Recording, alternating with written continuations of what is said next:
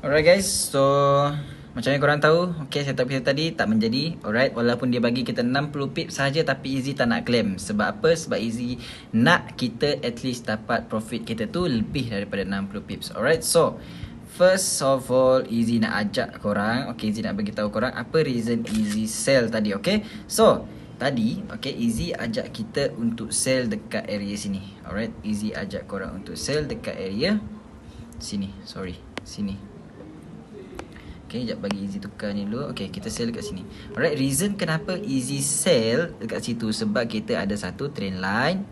Okay, trend line breakout. Okay, trend line breakout. Dan juga kalau korang tengok dekat sini, kita ada satu drop, base drop. Tetapi, okay, bila gold tu dah pull back, dia buat penjunaman. Okay, bila dia buat lagi sekali pull back, kita entry dekat sini.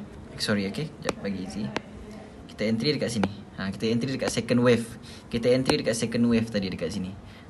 Tetapi apa yang price buat tadi, okay, dia naik, lepas tu dia junam. Tapi dia junam, dia tak keluar daripada zone Easy. Dia tak keluar. Jadi Easy tak claim. Okay, Easy tak claim dan Easy biarkan sahaja. Okay, tetapi apa yang dia buat next adalah dia pula buat momentum bullish ke atas. Dia buat momentum bullish ke atas. Dan okay, dah hit risk and Easy bagi pula recovery setup. Easy bagi recovery setup dekat atas ni. Alright, kalau korang tengok dekat sini, Easy bagi recovery setup dekat sini. Kenapa? Sebab kalau korang tengok, the same reason yang Easy bagi. Okay, the same reason. Right, dekat sini kita ada SBR reason. Okay, SBR, and then kita ada drop base drop. Alright, tengok. Okay, di sini ada supply plus SBR. Memang masih fresh. Memang sangat fresh. Ini memang setup Easy. Tetapi dia hanya bagi 60 pip je bro. 60 pip. Okay. Tapi mungkin disebabkan keserakahan dan ketamakan Easy tadi. Easy tak ajak korang untuk collect. Easy ajak pula hold.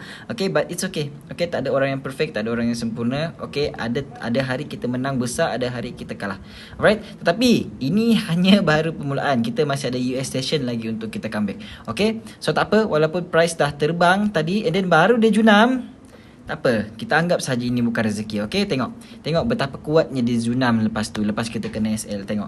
Alright, but it's okay, it's alright. Okay, dengan Easy akan sentiasa bagi yang terbaik. Easy akan sentiasa bagi korang setup recovery yang kau punya. Alright, so guys, no problem. Okay, jangan risau, jangan panik, jangan give up, jangan takut. Alright, we are still on track. Okay, ini baru hari pertama dan ini baru Euro session. Okay, malam nanti masih ada Euro session. Kita boleh beduk, kita boleh comeback, kita boleh hentak kau. Alright guys, so settle untuk video ni. Easy harap korang belajar. Easy harap korang jangan, okay, jangan fikirkan sangat lah.